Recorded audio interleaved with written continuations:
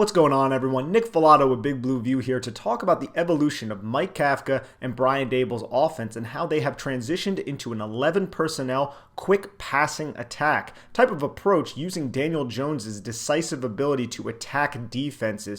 One of the primary ways they have done this, though, is by using a lot of boundary stacks. Now, a boundary stack is a formation. It is not to be confused with stacking a cornerback, which is an action of a wide receiver. But since the bye week, specifically over the last couple weeks, though, the New York Giants have used a lot of these boundary stacks, and it has put defenses in conflict against man and zone coverage. And we will go through the film of the last two games against Minnesota and Indianapolis to show you that. First, let's go over what a stack is. A stack is when two receivers are aligned, just like we see here. These are mirrored stacks, 2x2 set. Doesn't always have to be in this type of way where it is mirrored and both sides of the field have them, but you have one individual on the line of scrimmage, as you can see from these two, and then another one slightly behind him, reduced very tight. Now, the Giants are doing this a lot to the boundary recently. It's not always to the boundary, and by boundary, I mean you can see how Daniel Jones is on this hash right here, then the boundary is going to be the short side of the field. It's less space to operate. Now, remember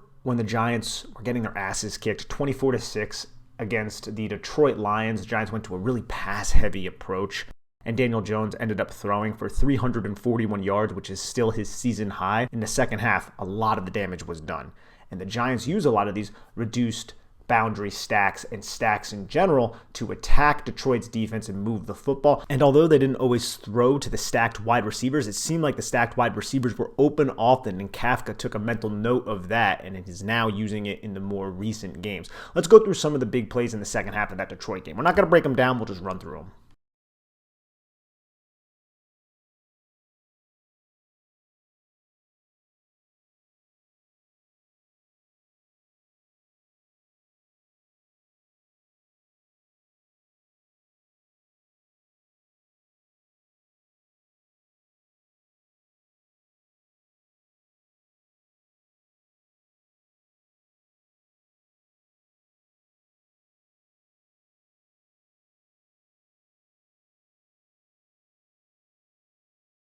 Now, in that second half against the Detroit Lions, Jones didn't always throw to those stacked wide receivers, but we saw those guys coming open, right? So, as we'll see against Minnesota and the Indianapolis Colts, Mike Kafka started using this more and more as the Giants are leaning onto a more pass-heavy approach. And there are guys coming open. It worked against man, and it worked against zone. There was a lot of man coverage against Detroit. But I want to start with a play where Daniel Jones does not throw to the stack side. He throws to the field side where there's going to be a switch release with Isaiah Hodgins lining up as the number one wide receiver initially, and then after the routes are distributed, he ends up as the number two wide receiver inside. And we'll see how Daniel Jones diagnoses that and attacks it. It's a 2nd and 9, and it goes for 12 yards. Let's get into that play against the Indianapolis Colts. So we have the boundary stack up at the top of the screen. You see Darius Slayton on the line of scrimmage, Daniel Bellinger off the line of scrimmage. And the Giants are basically going to run, it's kind of like a smash type of concept where Darius Slayton's going to release up and then head to the corner. Daniel Bellinger's just going to sit right here in the void, something that the Giants run quite often. But Saquon Barkley is going to be used to the boundary side, making this kind of a 3-route read for Daniel Jones if he chooses to go in this direction. But Jones is going to diagnose this defense well. At the bottom of the screen, we're going to have a switch release, meaning Richie James is the number 2 to start inside. Isaiah Hodgins is the number 1 outside. But Richie James is going to go up like this, and he's going to release outside of the numbers. And Isaiah Hodgins is going to come and then go inside to the hash, to the middle of the field, which essentially is something that Mike Kafka loves to run. Switch releases, he does it quite often. Now, let's watch the play, and then we'll go over exactly what happens. Daniel Jones diagnoses that Isaiah Hodgins, who runs a beautiful route, has leverage against this cornerback who is traveling from the numbers with him in press. You can see how Isaiah Hodgins wins off the line of scrimmage, leans into number 33, uses a subtle little push-off, and then watch the separation that Isaiah Hodgins gets. Daniel Jones delivers a strike right into his chest, upfield shoulder. Beautiful play by Isaiah Hodgins, beautiful route and beautiful diagnosis and throw from Daniel Jones. But let's watch Daniel Jones really closely. Daniel Jones catches the football. His eyes go to the left initially, and he's looking to see what all of these players are doing. Watch how he turns his head to this safety, because before the snap, you could see it looks like a too high, maybe a cover 2 type of defense. And you can see how Jones is going to look there, and then he looks directly at this safety. And in doing so, he sees 44 match Saquon Barkley, which means 44 is going to be removed from the middle of the field. Now, Daniel Jones, so many times this season in these situations, will throw this ball to Barkley because he has leverage, but you have two defenders over here. This defender's looking through the releases of these two. He can also come downhill. Sometimes it only results in like a 2-3 yard gain, right? So Jones is seeing that this defender is removed, and this defender, who initially looked like he'd be dropping into a deep half, is buzzing down to remove any kind of inside breaking route from that stack. Typically, when a defender like this buzzes down, what does the opposite defender do? In what looked like a too high defense pre-snap, he is going to rotate to the middle of the field. So he's rotating to the middle of the field, which means this gigantic area is going to be wide open for Isaiah Hodgins on the switch release from the number one initial spot. And that's exactly what happened. So Jones is diagnosing all of this in his brain. He holds any of these defenders in place by seeing how this is going to materialize. And he can see how Stephon Gilmore is now traveling with Darius Slayton as well. Bellinger might be open. 44 is in that throwing window, but 44 is matching Saquon Barkley. But since Jones already confirmed everything with 44, with this buzz defender, assuming that this defender is going to take this deep center field role while also probably seeing him through his peripheral vision, he knows Isaiah Hodgins is going to be open. So he hits that back foot and fires that football right in there. Now, this is not a play where the Giants throw the stack. They have the stack out there, but the Colts are playing this stack. This is the second quarter, beginning of the second quarter, as you can see in the bottom left-hand corner. But Jones just knows that he's going to have Isaiah Hodgins as long as Isaiah Hodgins can beat his man-covering defender to the inside, which he has leverage. And Hodgins is really good at the top of his breaks and using that subtle push-off. So this is an excellent play from Daniel Jones and from Isaiah Hodgins and from this offense in general to get the Giants into a very manageable situation where they end up scoring a touchdown a few plays later to Richie James. Even though this video is about stacks, I wanted to bring this play up because it also shows how some teams might play the stacks and also opens up some of those backside routes to the field side, because typically the Giants like to attack the boundary side, but they don't always do it, as you can see on this play. But let's move on to the Minnesota game, where we're going to see a couple missed opportunities from the New York Giants off of stacks. So this is the first of two plays against Minnesota where the Giants had Richie James over the middle of the field, but it was not converted. This one, though, is in 11 personnel, and it's to the field side. You can see how Jones is on this hash, and we have, even though it's reduced, Darius Slayton and Richie James on the field side. The Vikings are going to be in two-man under, which is also termed cover 5 by some, and the wingback is Daniel Bellinger, H-back, sniffer, whatever the hell you want to call him, and the running back is also in to help for protection. But watch how wide open Richie James is off of this release, because the Giants are feeling out how the Vikings are going to play the stack. Because you can play this in a variety of different ways. You could banjo switch coverage it. You know, this guy could have inside, this guy could have outside. But watch how wide open Richie James comes open. Just Daniel Jones does not see him, and there's no one in the middle of the field with the pressure that the Vikings end up bringing here, because Zadarius Smith, who looks like he's coming, he ends up looping inside and it turns into a 5-man pressure. This guy acts like he's coming, but then he drops, but he is not in the middle of the field. So watch how Richie James comes open against number 39, because you have this release from Darius Slayton. Darius Slayton is going to release outside and then take this defender.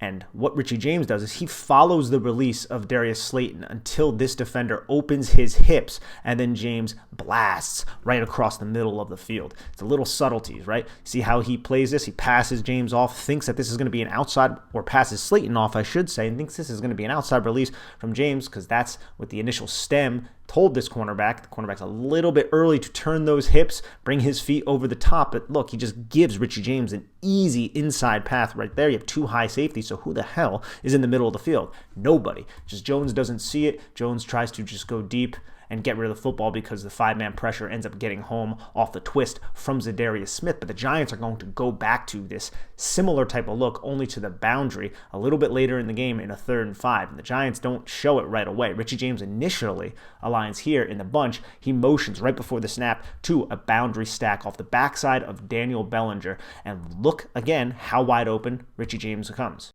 Wide open. Daniel Jones knows that's the exact concept he wants to go to, because Mike Kafka and Brian Dable saw it on film from the 3rd and 9 before. Ball's delivered. Richie James drops it. If he doesn't drop this, maybe the Giants win the football game. Maybe they don't. But again, look at the defense. You're going to get here a simulated pressure. Or watch. what the Vikings do. Two guys are going to drop off the line of scrimmage, two guys who might have been blitzing, and then you're going to have these two come. So only four end up coming, with the B gap comes wide open because Andrew Thomas has to take this wide defender, and the Vikings did a really good job kind of disguising what the heck they were doing from a defensive standpoint. Just a simple simulated pressure with two guys dropping off. But watch how Daniel Bellinger just runs right into these two, allows Richie James to follow him, come right across the middle of the field. Simple stuff. You just got to attack space and attack leverage in football. Mike Kafka understands that. He is a tendency exploiter. And even something like this is a good way to exploit a tendency and also attack a simulated pressure where guys were coming from that side. Jones quickly diagnoses it, takes the hit, delivers the football. Unfortunately, it was dropped. But this placed the seed in the New York Giants' brain that, hey, when we want to pass the football, we can use these reduced boundary stacks, which is something they used against Minnesota anyways because they had a pass-happy approach. But now this is just another mechanism, another technique for the Giants to expand this passing attack. I mean, it wasn't that long ago when the New York Giants gave Saquon Barkley the football 35 freaking times against the Houston Texans. This seems like a completely different offense right now. And this is one of the wrinkles that Mike Kafka is using to matriculate the football down the field. Now we're going to see that same play on the next two consecutive plays that we went over at the top of this video against the Colts, right? And the boundary stack, what you're going to get is Daniel Bellinger, little spot. You're going to get that corner type of route from Darius Slayton with the running back out into the flat, and then a switch release from the New York Giants at the bottom of the screen. And we'll witness how the Vikings play in this defense, which seems to be a match type of defense with middle of the field closed safety. You can see how number one is going to work over the top to take Isaiah Hodgins. This is impressed like we saw against the Colts. So that's how they're handling it to the field side, but Jones doesn't even look to that side. Jones is going to look to that boundary side, to that boundary stack to see what's going on. And one thing I love about this boundary stack that is reduced, remember, so it's tight. There's not a lot of operating space for the defense, especially when they are in match or they are in man coverage, which it appears they are in some sort of defense like that right now, because this linebacker, Brian Asamoah, is going to flow over the top to take Matt Breida, and there's just a lot of traffic for these defenders to work through. And you can see how Daniel Bellinger is able to come open. And Daniel Bellinger just positions himself right before he can get to Eric Kendricks, and he just stops. He feels the coverage. He sees Patrick Peterson is going to be taking Darius Slayton in man coverage. Asamoah is working to match Matt Breida. And now, who is responsible for Daniel Bellinger? You have this linebacker, but he is in the middle of the field splitting these hashes. And then you have this defender, Harrison Smith, who is off of Patrick Peterson. So he's going to have to work over the top of all of this traffic before he realizes that Daniel Bellinger just sits. So when Daniel Bellinger makes that decision, Daniel Jones is about to fire this football, there's a considerable amount of space for Harrison Smith to plant and drive downhill. So this is just a quick hitter right to Daniel Bellinger, and Bellinger does a good job running through contact and falling forward. Easy way to just get the football down the field right here, and you have some options. Daniel Jones could deliver the football to Matt Breida, and then it'll be Matt Breida against Asamoah in space, but he decides to go with Daniel Bellinger, and look, quick, easy yardage right there from the boundary stack. And we're going to see the same thing. You can see the switch release at the top of the screen, and then you have the boundary stack. Only this time it's against zone. This looks like it's some sort of quarters look. You can see how both safeties are reading the release of the number 2 wide receiver to see exactly what they're doing. And when you're in quarters and when you're in cover 3 and things where you're typically off the line of scrimmage if you're not in press bail, I feel like these boundary stacks can really attack that. Like you can see Stephon Gilmore is off right here. Then you have the safety off, but you also have this defender. So the Giants are going to run Saquon Barkley to the flat. This defender is going to expand to try to match that, right? And Daniel Bellinger is going to feel that out. And then you have this defender going to wall off Daniel Bellinger. So he doesn't want Daniel Bellinger to come across the middle of the field. That is his primary responsibility. Bellinger recognizes that. Daniel Jones recognizes that. And Daniel Jones just delivers the football to Daniel Bellinger as he sits right in between these two defenders. Obviously, this defender is occupied in coverage, and this defender is waiting for Daniel Bellinger. But you can see how this defense is playing it differently than the prior two plays that we went over, even though it's the same type of defense, because now you have both of these safety and cornerback, both of these secondary pieces on Darius Slayton, and they tasked this linebacker to stop Daniel Bellinger from going over the middle of the field, but this linebacker couldn't get close enough to the numbers to stop Daniel Bellinger. Daniel Jones delivers a fantastic pass. Again, underrated right here from Daniel Jones, right? Because Daniel Jones is putting this to the outside, away from this defender, allowing Daniel Bellinger to just catch it and then turn upfield. Obviously, he gets tackled kind of quickly, but that's still really good ball placement from Daniel Jones, and another good decision off of a boundary stack where they are using the running back to also remove a defender. This is just smart football right here, and it's not complex. It's not complicated, and it's not a lot of distance that football needs to travel. It's just Daniel Jones is going to read a few defenders and then throw the football based on what that defender does, right? So say this defender was occupied with Daniel Bellinger and stayed on the hip of Daniel Bellinger. Daniel Jones is going to easily just take this player right here. Now, Stephon Gilmore might be able to cut that. And sometimes I see Daniel Jones throwing into that cutting defender, that squatting defender in the flat. And that's not necessarily ideal. But then you have leverage right here with Darius Slayton against a safety who can run that deep 7 route. So you throw it to the sideline of Darius Slayton. So I just like this specific concept and how Mike Kafka has employed it over the last several games. A couple plays later, the Giants come right back to it. They actually have a stack also to the field side, but inside the numbers with the boundary stack really tight to Andrew Thomas. And you can see how Daniel Jones diagnoses the defense and delivers this football. Not the best ball. This one's to the inside of Richie James towards the coverage. But if you look at what the Colts are doing, this is good diagnosis from Daniel Jones, because before the snap, we have this apex defender who is up on the line of scrimmage next to Richie James and Daniel Bellinger and how tight they are. But at the snap, Daniel Jones looks to the boundary side first, and what does he see? He sees that defender bailing this way. He sees Stephon Gilmore with his ass to the sideline, bailing this way. So he knows that they're going to sync with Daniel Bellinger, who is running the vertical concept there. And that's going to allow Richie James to just sit. And it's going to be Richie James against this linebacker who is aligned just outside of the hash. Jones recognizes it. He puts the football, I would say, into a less than ideal location. You got to put that on the outside shoulder maybe, even though Stephon Gilmore's here. There's a lot of space to cover. James does a good job adjusting to the football and catching it, but you can see how the concept is here again and how the Giants are taking advantage of the fact that the Colts are playing a little bit off, and that curl flat area is going to be open with these quick hitting passing concepts, and Jones quickly sees this. At this moment, Jones is just about to fire this football. Look, Richie James is turning, getting out of his break. Neither of these two guys are in a position to make a play on the football. It's just this player who is square and not even has his hips oriented towards Richie James. So quick, easy passing concept for the Giants. Here against the Colts, this was a little bit earlier in the game.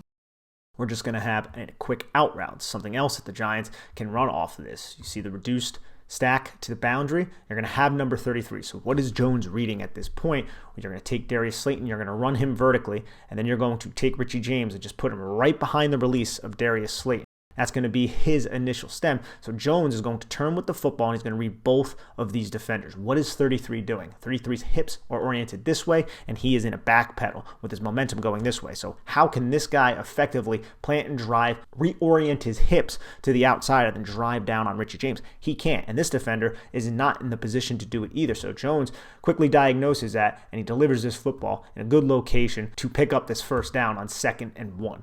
So it's just quick and easy. You can do quick things like this out of the stack, and this is something Mike Kafka is using. Look how easy this read is. Once Jones hits his back foot, he knows where he's going with the football. That's how quick and simple this can be, especially if the Colts are going to play it in this manner and no one's going to count for the flat, and 33 is going to have to sink, even though he has a safety over the top. First down for the New York Giants. And now we'll see 2 plays where the Giants throw the football to that third receiver, releasing to the boundary side. So look how the Vikings play this. The Vikings are going to focus on the 2 players in the stack, and nobody really matches Saquon Barkley. Both of these players sit on Daniel Bellinger's spot route, 58, and then the apex defender, and then the cornerback kind of backpedals a little bit, seeing what exactly is happening. But look at the space between the cornerback and Saquon Barkley. That is a lot of space to cover. I'm surprised this didn't go for a farther gain for the New York Giants. You have the safety handling Darius Slayton, but it's the same passing concept we've been going over. At the bottom of the screen, you get the switch release, right? Only this time, Isaiah Hodgins feels the coverage, knows he has this linebacker in his way, so he doesn't release to the inside. He sits, right? He just sits in between all 3 of these, as does Richie James. So some of these routes, they have choice elements built into them. That's why you need to be smart to run a lot of these routes. Smart, tough, and dependable, right? You need to be on the same page with your quarterback based on the defensive coverage. Here, Daniel Jones just finds Saquon Barkley out in the flat because the Vikings do not match Saquon Barkley. This player does not flow over the top like we saw a little bit earlier. This is in the third quarter, by the way, about halfway through the third quarter. A little bit more than halfway through the third quarter. Just get the ball to Saquon Barkley. Patrick Peterson rallies and tackles him out of bounds. Still not that big of a gain. Not as successful as this play against the Indianapolis Colts, where they bring 5 guys on pressure, so they already have 1 less guy in coverage, and Daniel Jones is going to turn to the boundary side, and what does he do? He just finds Matt Breida, right away. You can see how the Colts, they were anticipating it. It's just a missed open field tackle by this individual who's the cornerback, because you're going to have, there's no tight end here, but you're going to have basically the same concept with Darius Slayton releasing to the 7, and he's going to kind of run a whip return since he feels the man coverage. He wants to kind of run away from that coverage. Jones fires at the Matt Breida, and you can see how the cornerback, he's playing Darius Slayton, but he sees Daniel Jones' eyes go to Matt Breida. I know people will be like, oh, Slayton's open there. Why didn't you throw it there? Well, this cornerback wouldn't have reacted probably the way he did unless he read Daniel Jones' eyes. You also have the safety over the top. And then the way the Colts play this was 44. Zaire Franklin was going to wall off either one of these two defenders. Looks like he's really focusing on Darius Slayton. So they didn't want Darius Slayton to go over the middle of the field from the boundary stack. Either way, Jones quickly diagnoses it, sees the leverage that Breida has, and gets the football to Breida. Breida makes a nice move in space to make this cornerback miss to pick up a few extra yards for the New York Giants. Now we're back to the Vikings game. This is a 3rd and 2 back in the 4th quarter, and this goes for a huge gain for the New York Giants.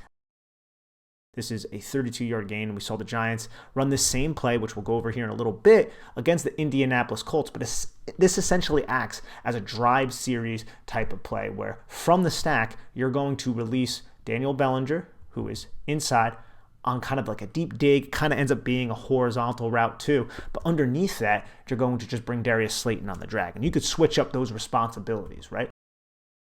And by Daniel Bellinger kind of going in front of Darius Slayton, what is he doing? He's creating a pick for this defender. So there's going to have to be some sort of switch and some sort of push onto Darius Slayton. And that's what Harrison Smith makes here. But who is he pushing him to? He's pushing him to a linebacker. That is what we call a mismatch. And you can see that linebacker is not keeping up with Darius Slayton. Daniel Jones diagnoses it very quickly. Good block downfield by Isaiah Hodgins on his defender. But this is just another way to establish mismatches and force the defense into a situation that they don't want to be in. Nobody wants a linebacker matched up against a wide receiver, especially not a 4-3 type of wide receiver like Darius Slayton. Similar thing happened against the Colts. They both seem to be cover 3 match type of defenses, only this time Daniel Bellinger is not in the stack. He is the number 2 wide receiver inside to the field side, with Isaiah Hodgins as the wide receiver in this stack. And Bellinger is going to release just like on the previous play, only it was another wide receiver on that deep horizontal cross, and the Giants are going to take Richie James, run him inside here, deep horizontal cross on this side with a drag underneath. And since this is a match type of defense, the Giants are going to kind of take advantage of the Colts' inability to pass off these routes correctly, because you have Stephon Gilmore outside of the numbers with his ass towards the sideline. It's going to be very hard for him to work over the top of the field to get to Richie James. And this defender, the apex defender, he's focused on Isaiah Hodgins. Giants run a lot of those little stick concepts right here, right? Something that we went over a lot in this video off of these boundary stacks. I think that's what he anticipates, because he allows Richie James and he passes Richie James off. He doesn't know if Richie James is going to run a deep horizontal cross or a vertical route, but he knows he has 2 guys, one with extreme outside leverage and then a safety over here. So he wants to stop maybe the quick spot of Isaiah Hodgins, but that's not necessarily what happens. Isaiah Hodgins continues his route, so he makes a push call to the linebacker. You can see him pointing over the linebacker. That's your guy now, but now you're eliminated yourself from the play because there's nobody coming into your frame. You can see he's just kind of chilling into the abyss, and now you have Daniel Bellinger running across the field, picking Stephon Gilmore with these 2, and nobody accounted for Richie James because that push call happened. Number 44, Zaire Franklin, has to react to Isaiah Hodgins, and then this player had to match Saquon Barkley, so who is in this general area? Absolutely nobody, which works out for the New York Giants on the second offensive play of the game, a 2nd and 10, where the Giants are able to pick up, I believe this was like an 18-yard gain. So you could see how the Giants are having success in a variety of different ways out of this boundary stack. This is a much different type of concept than a lot of the other concepts that we went over. This is like a drive, like a high-low, right? If this was zone coverage, this would be a high-low. Is that guy going to sink underneath on Isaiah Hodgins or sink to the depth to remove him? It's going to put this guy into some sort of conflict, even though you have a vertical element on the other side of the field. He seems to be in one-on-one Meg type of situation down there.